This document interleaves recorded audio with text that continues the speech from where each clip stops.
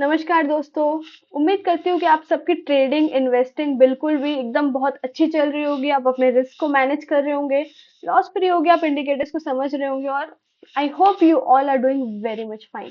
आज ये वीडियो पूरी तरीके से हिंदी में होने वाली है, जिसमें मैं एक्सप्लेन करूंगी कि ट्रेडिंग व्यू में किस तरीके से ट्रेडिंग व्यू में इंडाइसेस क्या होते हैं, किस तरीके से इंडिकेटर्स को यूज किया जाता है, कैंडल्स का मतलब क्या होता है, ओपन हाई लो क्लोज हम क्यों लेते हैं, क्यों कैंडल्स के कलर्स अलग होते हैं और क्यों इंडिकेटर्स को लोग इतना इंपॉर्टेंस देते हैं और एक्चुअली रियल में ये इंडिकेटर्स का मतलब क्या है, जो सारी दुनिया इंडिकेटर्स के पीछे भाग रही है। तो इन इंडिकेटर्स का मतलब क्या है? क्या ये इंडिकेटर्स कुछ ट्रेडिंग व्यू में बिल्डअप होते हैं, या हम खुद बनाते हैं, या इन्हें कोड किया जाता है, या फिर ये सिर्फ मैथमेटिक्स है जो कि आप खुद बना सकते हैं? ये सारे इन कुछ सवालों के जवाब इस वीडियो में मैं आपको देने की कोशिश करूंगी। तो चलिए, समय बर्बाद किए बिना शुरू करते हैं आज की वीडियो को। I hope my screen is visible to you. मैं उम्मीद करती हूँ कि आपको मेरा स्क्रीन दिख रहा होगा। तो देखिए, यहाँ पे मैंने लगा रखा है निफ्टी निफ्टी 50। निफ्टी 50, अब आप बोलेंगे निफ्टी 50 क्या होता है? अगर आप रेगुलर ट्रेड करते हो तो आप जानते होंगे, फिर भी मैं शॉर्ट में एक्सप्लेन करती हूँ। निफ्टी 50 एक 50 कंपनीज का इंडेक्स होता है। जिस तरीके से उनके स्टॉक्स मूव करते हैं, तो ये मैंने स्पॉट चार्ट लगा रखा है कि अभी अभी वो जो स्पॉट है निफ्टी 50, वो 50 कंपनीज के इंडेक्स का वो किस तरीके से मूव कर रहा होगा। निफ्टी 50 की डिटेल्ड वीडियो मेरे मेरे चैनल पे आपको मिल जाएगी शॉर्ट्स के सेक्शन में। सो अभी जो एक बहुत ही इम्पोर्टेंट चीज है कि यहाँ पे क्यों इतने सारे कैंडल्स बने हुए हैं, कुछ रेड है, कुछ ग्रीन है, क्यों इन सब की एक एक पुच्छी है, पुच्छी मीन्स विक्स, क्यों इनके विक्स हैं, क्यों ये कैंडल्स बने हुए हैं। देखिए, इसका विक है, इसका नहीं है, एक ही है, इसका भी विक नहीं है। जब मैं किसी भी कैंडल पे एरो रखती हूँ, तो क्यों OHLC आता है? क्या मतलब होता है ये OHLC का? जब यहाँ पे मैं क्लिक करती हूँ तो यहाँ 1 मिनट 2 मिनट क्यों आ रहा है? ये कैंडल्स, ये इतने अलग अलग टाइप के कैंडल्स, इनका मतलब क्या है? और ये इंडिकेटर्स होते क्या है? क्या ये इंडिकेटर्स बिल्डअप होते हैं इस ट्रेडिंग व्यू प्लेटफॉर्म के अंदर, या ये इंडिकेटर्स को लोग बनाते हैं, या और क्या इंडिकेटर्स पे ब्लाइंडली ट्रस्ट करना सही होता है या नहीं होता है? तो ये छोटे छोटे चीजें हम आज देखते हैं। फर्स्ट थिंग, जब मैं किसी भी कैंडल पे ये एरो रखती हूँ तो यहाँ पे आता है OHLC। OHLC which means open open high low and close. जिसका मतलब होता है कि ये कैंडल कहाँ ओपन हुआ, कितना हाई गया, कितना लो गया और किस पॉइंट पे आके क्लोज हुआ। सपोज सपोज मैं मान लेती हूँ ये ग्रीन कैंडल, ये आपको दिख रहा होगा। अब अगर ये ग्रीन कैंडल है, इसका मतलब ये किसी पॉइंट पे ओपन हुआ होगा, इसने हाई मारा होगा, फिर वो अपना फिर वो लो गया होगा और फिर क्लोज हुआ होगा। सो यहाँ पे 4 लाइंस होंगी, अगर मैं लाइंस ड्रॉ करना चाहूँ। वेट, ग्रीन कैंडल है तो ओपन के 25841.5, चलिए यहाँ पे डाल देते हैं, हम एकदम प्रिसाइजली चलेंगे ना। 22841.5, ये ना 25841.5। यस यस यस, 25841.5, ये देखिए ड्रॉ किया। ये था इसका ओपन। अब हम ड्रॉ करेंगे हाई, 25859.1। ठीक, 25859.1 हाई। अब हम इसका ड्रॉ करेंगे लो, 25838.6। 25838.6, ये ड्रॉ किया हमने इसका लो। अब हम इसका ड्रॉ करेंगे क्लोज, 25858.35।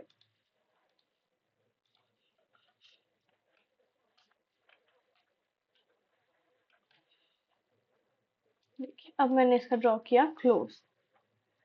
सो इस कैंडल पे सब कुछ भूल जाइए, आप सिर्फ इस कैंडल पे फोकस कीजिए, अगर आपको दिख रहा होगा। अभी आपको कुछ याद नहीं रखना, आपको अभी सिर्फ दिस कैंडल, इस कैंडल पे आपको फोकस रखना है, ये दिस वन, जिसमें मैंने 4 लाइन ड्रॉ किए, open, high, low and close. Which means जब ये कैंडल स्टार्ट हुआ था तब इसका कुछ ओपनिंग पॉइंट था, जिसकी वैल्यू थी 25841.5। उसके बाद ये कैंडल ने हाई मारा 25859.1 पे, फिर वो कैंडल ने लो मारा, सबसे लोवेस्ट मारा 25838.6 में, एंड देन वो कैंडल ने एक पॉइंट पे क्लोज किया। चलिए अब हम देखते हैं 25838.6। Okay okay okay, yes. अब हम इसको यहाँ लिख देंगे, ओके, लो,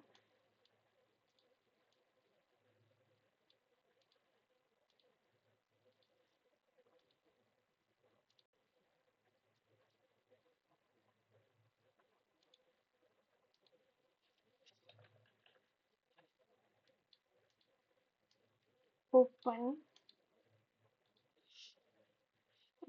अगर आपको बोर लग रहा है तो आप थोड़ा फास्ट फॉरवर्ड कर सकते हैं, क्योंकि चीजें थोड़ी स्लो चले, मुझे वही सही लगता है। एकदम घाई घाई में कर लेंगे तो, एक्चुअली स्टॉक मार्केट एक ऐसी फील्ड होती है ना, जहाँ अगर हम ज्यादा इम्पेशंस दिखाते, पेशेंस इज द की, अगर हम ज्यादा इम्पेशंस दिखाते तो, देखिए किसी और फील्ड में जब हम कुछ सीखने जाते हैं ना, तो दूसरे किसी भी फील्ड में अगर हम पढ़ रहे हैं, कोई एग्जाम क्रैक कर रहे हैं या कुछ और कर रहे हैं, तो कभी भी हमारा फाइनेंशियल लॉस नहीं होता है किसी और फील्ड में, बट स्टॉक मार्केट में जब रेड दिखता है ना तो विजिबल फाइनेंशियल लॉस होता है। सो इसमें ना मुझे स्पीड करना, पढ़ाने में, पढ़ने में, सीखने में ना, फालतू का स्पीड मचाना मुझे सही नहीं लगता है। धीरे चलेंगे, आराम से चलेंगे। और इस वजह से मेरे को पता था ये वीडियो थोड़ी स्लो होने वाली है, इसी वजह से मैं लाइव नहीं आई, मैं रिकॉर्डिंग डाल रही हूँ, ताकि आप इसे स्किप करके भी देख सके।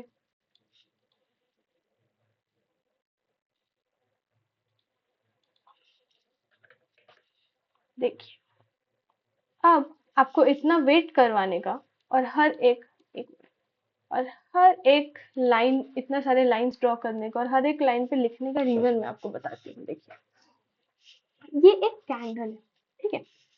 ये कैंडल जब बना होगा, ये 1 मिनट टाइम फ्रेम पे, जब ये कैंडल बना होगा, तो ये जो लाइन है बॉटम वाली, ये होगा इसका फर्स्ट पॉइंट। 1 मिनट तक कैंडल इधर उधर इधर उधर कर रहा होगा, तो ये होगा इसका फर्स्ट पॉइंट, ये होगा इसका ओपन पॉइंट। फिर जब इस कैंडल ने हाईएस्ट मारा होगा, तो इसने यहाँ पे हाईएस्ट मारा होगा, हाई। उसके बाद जब ये कैंडल ने लोवेस्ट मारा होगा, तो नीचे आके इसने लोवेस्ट मारा होगा। फिर ये कैंडल ऊपर ले जाके इसने क्लोज किया होगा इस पॉइंट पे। इसका क्या मतलब होता है इसमें, और ये इसमें दो विक्स भी है। इसका क्या मतलब होता है, जब लाइव मार्केट चल रहा होगा, मान लीजिए जब लाइव मार्केट चल रहा होगा, मार्केट ओपन करके तो वो ऊपर लेके गया, तो आपको पूरा ग्रीन दिख रहा है। तो जब मार्केट, देखिए यहाँ पे ओपन किया मार्केट ने, तो सबसे पहले मार्केट ने नीचे आया, ये मार्केट नीचे लेके आया होगा, मीन्स यहाँ से इधर। तो यहाँ पे ड्रॉ हुई होगी एक रेड कैंडल, मीन्स समझा रही हूँ। देखिए, मार्केट ओपन हुआ होगा इस पॉइंट पे, उसके थोड़े देर बाद ये जो है यहाँ पे एक रेड रेड रेड, जब नीचे जा रहा है तो हम रेड कैंडल फॉर्म हो रही है, अगर मार्केट ऊपर जा रहा है तो ग्रीन कैंडल फॉर्म हो रही है, ये तो आपको पता होगा। जब मार्केट ओपन हुआ होगा, तो ये नीचे गया होगा, गया होगा, गया होगा, गया होगा, और यहाँ पे एक रेड कैंडल फॉर्म हो रही होगी। सडनली जब इसने लोवेस्ट टच किया होगा, उस टाइम पे इसको आया होगा बाइंग प्रेशर। यहाँ लिख देती हूँ, but my spellings are not bad, yeah. जब इसने बॉटम टच किया होगा ना, ये बॉटम वाली लाइन, लो वाली, यहाँ पे आया होगा इसको बाइंग प्रेशर। वो बाइंग प्रेशर इतना ज्यादा होगा कि उसने ये जो एरिया है जहां पे इसने रेड कैंडल फॉर्म किया था, उस पूरे एरिया को वो खा गया होगा। जब ऑलरेडी रेड कलर फॉर्म हो चुका है और बाइंग प्रेशर आके उस रेड कैंडल को खा के जा रहा है, उस टाइम पे यहाँ पे जो चीज फॉर्म होती है वो होती है विक। सपोज सपोज ऑलरेडी आपके ऊपर सेलिंग प्रेशर है, आपका रेड कैंडल फॉर्म हुआ, मार्केट नीचे जा रही है, पर सडनली बहुत ज्यादा बायर्स आ जाते हैं, बहुत ज्यादा ऊपर की तरफ प्रेशर बनता है, और जो रेड फॉर्म हुआ था, वो मतलब रेड कैंडल्स में जो ऑर्डर्स लगे थे उसको तो वो खा ही जाते हैं, उसको खाने के बाद वो लोग ऊपर मारते हैं। तो जब वो लोग एक तरीके के कैंडल को खा के दूसरा कैंडल फॉर्म करने जाते हैं तो यहाँ पे बनती है विक। तो यहाँ पे सेलिंग था, बाइंग प्रेशर आया, वो पूरे सेलिंग को खा गए, इस वजह से विक बना। फिर उसको खाने के बाद ये लोगों ने और ऊपर मारा, और ऊपर मारते हुए ये लोगों ने बनाई ग्रीन कैंडल। अब जब ये लोग ग्रीन कैंडल बना रहे थे तो इन लोगों ने जो हाईएस्ट पॉइंट टच किया वो था ये हाई वाली लाइन।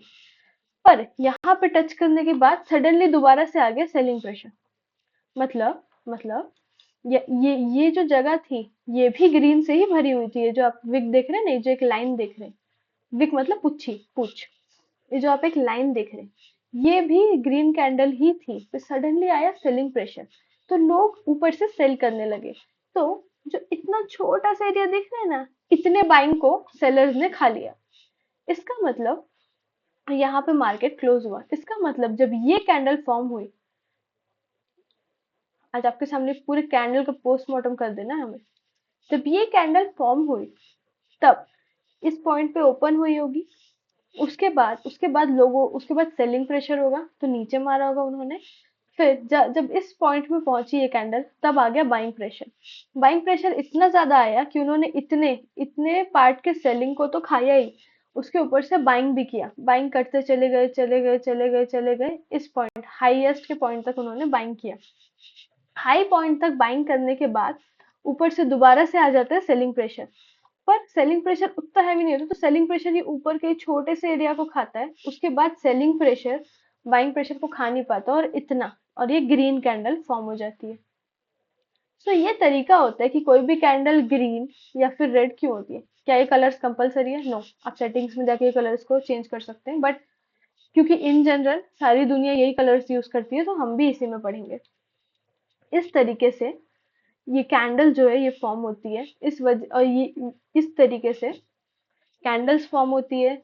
इस तरीके से विक्स फॉर्म होते हैं। Weak means this, not India Vicks, weak means this. इस वजह से ये पूछ फॉर्म होती है और इस वजह से हर कैंडल, किसी कैंडल को विक्स होते हैं, किसी कैंडल को नहीं होते हैं। देखिए ये वाली कैंडल, देखिए ये वाली कैंडल, देखिए पूरा ऊपर तक बाइंग गई होगी यहाँ पे।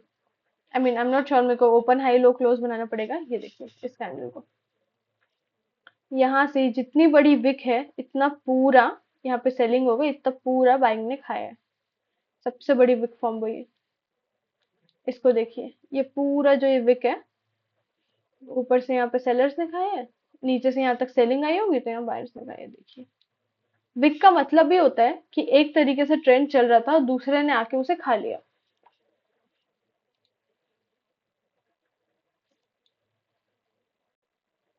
देखिए वीडियो ज्यादा लंबी नहीं, 13 मिनट ही हुआ है, ज्यादा लंबी नहीं हुई है। जब मैं लिख रही थी ओपन आई लो क्लोज, अगर आपको अगर टाइम वेस्ट लगता था वो सब कुछ स्किप कर सकते हैं क्योंकि मेन पार्ट यही है। चलिए अभी हमने देखा कि किस तरीके से ये विक्स फॉर्म होते हैं। अब इसके बाद हम देखने वाले हैं, रिमूव ऑल द ड्रॉइंग्स। अब हम देखने वाले हैं कि जैसे हम टाइम पीरियड चेंज कर देते हैं इनका, तो वैसा ही रहता है मतलब मार्केट का बिहेवियर सेम रहता है, चेंज हो जाता है अगर हम टाइम पीरियड्स को चेंज करते हैं। चलिए देखते हैं। देखिए पहले हमने लगाया 1 मिनट में, उसके बाद हमने सेम सेम सेम डे को हमने लगा दिया 5 मिनट में। तो अब हम ये समझते हैं कि कैंडल्स के टाइम फ्रेम को चेंज होने के बाद ये open high low close change क्यों होता है। देखिए जब भी कोई कैंडल फॉर्म होती है तो ओपन हाई लो क्लोज देखते हैं, तो वो ये हमको शो करता है कि इस 1 मिनट में वो कैंडल कहाँ से शुरू हुआ, कितना ऊपर गया, किस किस ऑर्डर्स को उसने खाया और कितना वो नीचे आया। सिमिलरली अगर हम 5 मिनट का टाइम फ्रेम कर देते हैं, इसका मतलब ये होता है कि पिछले 5 मिनट में भले ही मार्केट ने कितनी भी मूवमेंट दी हो, बट नेट 5 मिनट में वो ओपन कितने पे हुआ, हाई कितने पे गया, कितने ऑर्डर्स उसने खाए और क्लोज कितने पे हुआ। पर जब भी हम बहुत ज्यादा लॉन्गर टाइम फ्रेम देखते हैं, मान लीजिए 1 घंटे का देखते हैं, तो बीच में वो कहीं भी गया हो, देखिए जैसे कि मैंने 1 घंटे का कैंडल लगा दिया, ठीक है। अब यहाँ पे देखिए, एक ही कैंडल को लेते हैं, इस एक कैंडल को लेते हैं, ये पिछले 1 घंटे की कैंडल है, 20 अक्टूबर 2025 की। और ये पिछले 1 घंटे की कैंडल है, तो इसमें ये दिख रहा है कि मार्केट एक पॉइंट पे गया, ऊपर गया, नीचे आया, क्लोज हुआ। बट अब इसी को हम अगर 1 मिनट में लगाते हैं,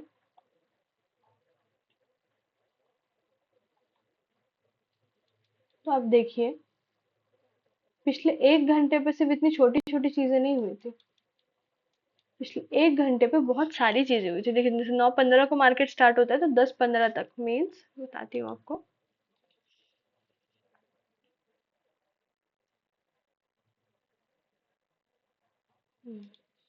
यहाँ से यहाँ तक ये सारा इंसिडेंट पिछले 1 घंटे में हुआ। मार्केट पहले ओपन हुआ, ऊपर गया, उसने लो मारा, फिर ऊपर गया, फिर उसने 2-3 स्विंग दी मार्केट का। मीन्स पिछले 1 घंटे में जो रियल में हुआ था, 1 मिनट के टाइम फ्रेम पे, मार्केट ने ऑलमोस्ट 1 2 3 4 4 से 5 स्विंग दी। एक बड़ी कैंडल मारी, 3 छोटी कैंडल मारी, मार्केट ने अपना लो बनाया, मार्केट ने अपना हाई बनाया, मार्केट ने मूवमेंट दिया, मार्केट ने अगर हम इसको 5 मिनट के टाइम फ्रेम में करते हैं, मार्केट ने बहुत सारी चीजें शो की, अपना सेंटिमेंट शो कर दिया उस 1 घंटे में। बट अगर वही हम लाइव मार्केट में इसको 1 घंटे के कैंडल पे लगा देते हैं, तो हमको ऐसा लगेगा कि ओह, मार्केट ने तो कुछ किया ही नहीं, उसने सिर्फ एक ही कैंडल बनाई।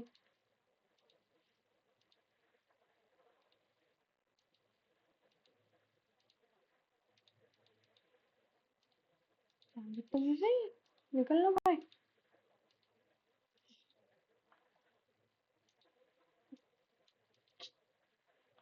क्या हो रहा है?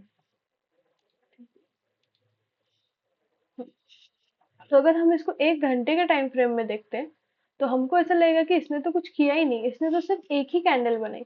बट रियल में ऐसा नहीं था। मतलब ये 1 घंटे के टाइम फ्रेम में अगर हम देखते हैं, तो हमको लगेगा इसने तो कुछ किया ही नहीं, इसने तो सिर्फ एक ही कैंडल बनाई। जबकि रियलिटी में ऐसा नहीं था। मार्केट ने एक कैंडल नहीं बनाई, मार्केट ने 3 से 4 स्विंग दिए, मार्केट ने अपना हाई लो बनाया। उस 1 घंटे में मार्केट ने बहुत सारी चीजें की, मार्केट ने अपना सेंटीमेंट बताया। बट 1 घंटे के टाइम फ्रेम में हमको कुछ भी, हमको समझ रहा है। देखिए बड़ा टाइम फ्रेम जो होता है, वो बिग एनालिसिस के लिए बहुत अच्छा होता है। जैसे कि मान लीजिए मैं 1 मंथ का टाइम फ्रेम लगा देती हूँ, ठीक है। देखिए, तो ये जो 1 मंथ का टाइम फ्रेम है, ये मुझे बताएगा कि बचपन, मतलब जब से निफ्टी स्टार्ट हुआ है, तब से आज तक उसने कितनी ग्रोथ थी। ये है 1 अगस्त 1990 का, जब निफ्टी सिर्फ 848 रुपीज पे चलता था। तो ये तो जो 1 मंथ का टाइम फ्रेम है, वो मुझे लॉन्गर टाइम पे बताएगा कि कब निफ्टी ने अपना लोवेस्ट मारा था। देखिए ये मार्च 2020, जब निफ्टी बहुत ज्यादा, जरूरत से ज्यादा गिर गया था। 2020 कोरोना वायरस के टाइम का समय, जब निफ्टी 12,000 से सीधा 7-8 हजार पे गिर गया था। तो अगर हम एकदम लॉन्गर देखना चाहते हैं कि इंडिया की इकोनॉमी क्या कर रही है, लंबे टाइम में इंडिया क्या कर रहा है, तो हम लंबे टाइम फ्रेम में देख सकते हैं। बट अगर हम इंट्राडे कर रहे हैं, तो हम अगर बहुत बड़ा टाइम फ्रेम लगा देते हैं, डे कैंडल, मंथ कैंडल, तो हम दिन का सेंटिमेंट कभी बता नहीं पाएंगे। दिन का सेंटिमेंट, जैसे कि 1 घंटे का कैंडल 1 घंटे के बाद लगाए तो ठीक है। बट अगर हम बहुत बड़ा टाइम फ्रेम लगा देते हैं, तो लॉन्गर टर्म में तो ठीक है, चलो निफ्टी उठा ही, इंडियन इकोनॉमी में अगर हमको कमेंट करना है, अगर मैं नेस्डैक लगा देती हूँ, मेरे को इंडियन नहीं, मेरे को यूएस इकोनॉमी में कमेंट करना है, मैं निक्की लगा देती हूँ, मेरे को जापान की इकोनॉमी में कमेंट करना है कि वो क्या कर रही है, तब मैं बहुत बड़ा टाइम फ्रेम देख के एक एनालिसिस कर सकती हूँ। बट अगर मैं इंट्राडे ट्रेडिंग करती हूँ, तो मैं 1 मंथ का टाइम फ्रेम नहीं ले सकती, क्योंकि कोई सेंस ही नहीं है उस बात का। तो इसी तरीके से ये हुआ टाइम फ्रेम। अब हम देखेंगे इंडिकेटर्स, आपका फेवरेट पार्ट। कि इंडिकेटर्स, इतने सारे इंडिकेटर्स एक्सप्लेन इस वीडियो में नहीं करूंगी। पर इंडिकेटर्स होते क्या है? मतलब इंडिकेटर्स क्या मैथमेटिकल होते हैं, या फिर ये इंडिकेटर्स का कोई लॉजिक होता है, या फिर लोग यूं ही इंडिकेटर्स पे डिपेंड करते हैं? इंडिकेटर्स एक्चुअली एक तरीका होता है एनालाइज करने का किसी भी ट्रेड को। जैसे कि मान लीजिए 24 आवर वॉल्यूम इंडिकेटर मैं लगा देती हूँ, तो इस इंडिकेटर को देख के समझ में मुझे ये आता है कि इस पॉइंट ऑफ टाइम में कितना वॉल्यूम यहाँ पे ट्रेड हो रहा था, इस पॉइंट ऑफ टाइम में कितना वॉल्यूम ट्रेड हो रहा था। मतलब अगर मैं वॉल्यूम इंडिकेटर लगा देती हूँ, तो इसका मतलब होता है कि कितना वॉल्यूम एक पॉइंट ऑफ टाइम पे ट्रेड हुआ। या फिर मान लीजिए अगर मैं कोई दूसरा, मैं बुलिंजर बैंड इंडिकेटर लगा देती हूँ, इसको डिलीट करते हैं, ठीक है। तो इससे मुझे समझेगा कि हर बैंड का अपना एक मीनिंग होता है। बुलिंजर बैंड मैंने ऑलरेडी एक वीडियो में कवर किया, बट मैं इंग्लिश में, आप चाहें तो जाके देख सकते हैं, इफ यू आर कंफर्टेबल। अब इससे हमको ये समझेगा कि हर इंडिकेटर का अपना मतलब होता है, कि ब्लोवर टच किया तो क्या, लोअर टच किया तो क्या मतलब है, अपर टच किया तो क्या मतलब है। और हर इंडिकेटर का अपना एक फॉर्मूला होता है। हर तो बेसिकली जो इंडिकेटर का मतलब होता है, इंडिकेटर का मतलब ये होता है कि मैं ऐसा सोचती हूँ कि अगर पिछले 10 साल में निफ्टी इतना परसेंट से एक दिन, मतलब अगर पिछले 10 साल में निफ्टी एक्स अमाउंट मूव किया, मान लीजिए पिछले साल निफ्टी 5% हमको हाइक दिया था, तो मैं एक्सपेक्ट करी हूँ कि इस साल भी वैसी दे, या फिर मैं एक्सपेक्ट करी हूँ अगले साल वैसा दे। तो इस एजम्पशन को, अपने इस मैथमेटिक्स को लगाने के लिए अगर मेरे दिमाग में एक थॉट आता है कि ये इंडाइसेस इस पॉइंट के बाद रिटर्न देगा, और ये हिस्टोरिकली, अगर हिस्टोरिकली मान लीजिए मैं अगर हिस्टोरिकल 10 दिन का एवरेज ली या 50 दिन का एवरेज ली, अब मैं कहती हूँ कि इस एवरेज से 2 या 3% ही एक दिन में ही मूव करेगा। तो मेरे इस सोच पे मुझे अब अब मुझे ये जानना है कि जो मैं सोच रही हूँ वो सही है कि गलत। और हो सकता है कि मेरे जो सोच है वो 10% सही होता हो, या 90% टाइम वो सही होता हो। अब मैं ये टेस्ट कैसे करूंगी कि क्या सच में 10 दिन का एवरेज लूं और उसका 2% प्लस कर दूं, तो क्या सही में मेरा मार्केट इतना मूव करेगा या नहीं करेगा। ये कोई ये कोई थ्योरी नहीं है, ये सिर्फ मैंने अभी तुरंत एक एग्जांपल लिया है। अगर मेरा मार्केट में 50 दिन का एवरेज लेती हूँ, 50 दिन का मतलब क्लोज प्राइस या ओपन प्राइस का मैं पिछले 50 दिन का एवरेज ली। अब मैं सोच रही हूँ कि एवरेज से 2% ऊपर या नीचे ये हर दिन मूव करता है। तो अगर 2% नीचे मारता है तो फिर मैं कॉल बाय ले लूँ क्या, ऊपर मारता है तो पुट बाय ले लूँ क्या, या फिर मैं कोई स्टॉक खरीद लूँ क्या, या स्टॉक को देखने के लिए कोई इंडिकेटर होता है क्या। मैं ऐसा सोच रही हूँ, पर अब ये सही है नहीं है ये मैं टेस्ट कैसे करूंगी। इसी चीज को मैथमेटिकली टेस्ट करने के लिए जो चीज बनाई गई वो होती है इंडिकेटर। जो मैथमेटिकली इस चीज को टेस्ट करने के लिए बनाई गई उसे कहा जाता है इंडिकेटर। इंडिकेटर आपका जो मैथमेटिकल थॉट होता है, जैसे कि ये चीज हो सकती है क्या, ये चीज पॉसिबल है क्या, ये एवरेजिंग करने से ऊपर जाता है क्या, वो चीज टेस्ट करने के लिए जो टूल है उसे कहा जाता है इंडिकेटर। सब और ये इंडिकेटर बहुत सारे ट्रेडर्स बनाते हैं, हर कोई, मतलब अगर आप चाहे तो आप अपना इंडिकेटर बना सकते हैं। मैथमेटिकल होता है, जिनको मैथमेटिक्स अच्छी है वो बहुत इंडिकेटर पे रिलाई करते हैं। सबका एक मैथमेटिकल थॉट जो होता है, एक मैथमेटिकल थॉट एक ट्रेडर का, कि ये चीज होती है क्या, वो अगर वो इम्प्लीमेंट करना चाहता है तो वो इंडिकेटर के फॉर्म में इम्प्लीमेंट करता है। और अगर वो चीज वो लोगों के साथ शेयर करना चाहता है तो वो ट्रेडिंग व्यू जैसे एक प्लेटफॉर्म में वो चीजें शेयर कर सकता है। तो indicator is nothing but a thought in the form of mathematics which is presenting in an platform like trading view। अगर आप अपना खुद का इंडिकेटर बनाना चाहते हैं तो ये कोई बात नहीं, इंडिकेटर्स जो बनते हैं वो एक्चुअल में बनते हैं पाइन स्क्रिप्ट। ये पाइन स्क्रिप्ट की कोडिंग होती है, इसे कहा जाता है पाइन एडिटर।